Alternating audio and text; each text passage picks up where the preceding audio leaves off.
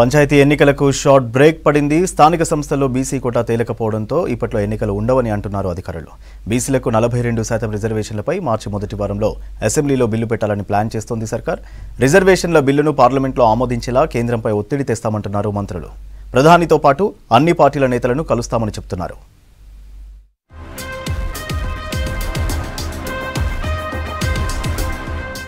BC రిజర్వేషన్లకు చట్టబద్ధత కల్పించాకే స్థానిక సంస్థల ఎన్నికలు నిర్వహించాలని నిర్ణయించింది రాష్ట్ర సర్కార్. ఇందుకోసం మార్చి మొదటి వారంలో నిర్వహించనున్న అసెంబ్లీ సమావేశాల్లోనే బిల్లు తీసుకురావాలని చూస్తోంది. కులగణన రిపోర్టు ప్రకారం బీసీలకు రాజకీయ, విద్య, ఉపాధి అవకాశాల్లో 42% రిజర్వేషన్లు కల్పిస్తూ తేనున్న ఈ బిల్లును అసెంబ్లీలో ఆమోదించిన తర్వాత కేంద్రానికి పంపించి దాన్ని పార్లమెంటులోనూ ఆమోదించేలా కేంద్రంపై ఒత్తిడి తీసుకురానుంది.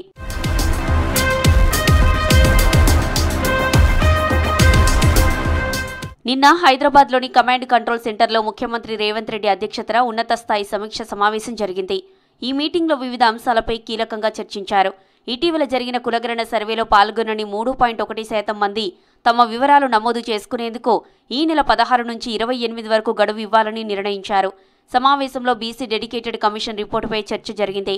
కమిషన్ సిఫార్సులు, సుప్రీం తీర్పు ప్రకారం బీసీలకు చట్టబద్ధంగా 22 నుంచి 23% మించి రిజర్వేషన్లు ఇచ్చే పరిస్థితి లేదని, మిగిలిన 20% పార్టీ పరంగా ఇచ్చుకోవాల్సిందేనని సీఎంకు అధికారులు వివరించారు.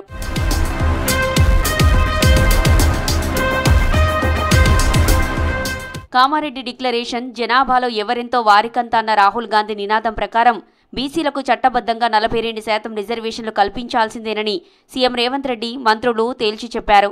చట్టం చేస్తే విద్య, ఉపాధి అవకాశాలను బీసీలకు 42% రిజర్వేషన్లు అమలు చేసుకునే అవకాశం ఉంటుందనే నిర్ణయానికి వచ్చారు. ఈ సమావేశంలో డిప్యూటీ సీఎం భట్టి విక్రమార్క, మంత్రులు సీతక్క, పొంగులేటి, పొన్నం, సీఎస్ శాంతికుమారి, ప్రణాళిక శాఖ ప్రిన్సిపల్ సెక్రటరీ సందీప్ కుమార్ సుల్తానియా పాల్గొన్నారు.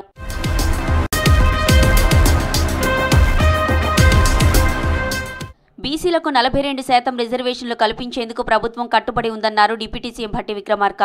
ఓబీసీల దశాబ్దాల కలను నిజం చేస్తామని చెప్పారు. స్థానిక సంస్థల ఎన్నికలు ఆలస్యమై కేంద్రం నుంచి రావాల్సిన గ్రాంట్లు నిలిచిపోయినా ఆ 2-3 నెలలకు సంబంధించిన నిధులను రాష్ట్ర ప్రభుత్వమే భరిస్తుందని చెప్పారు.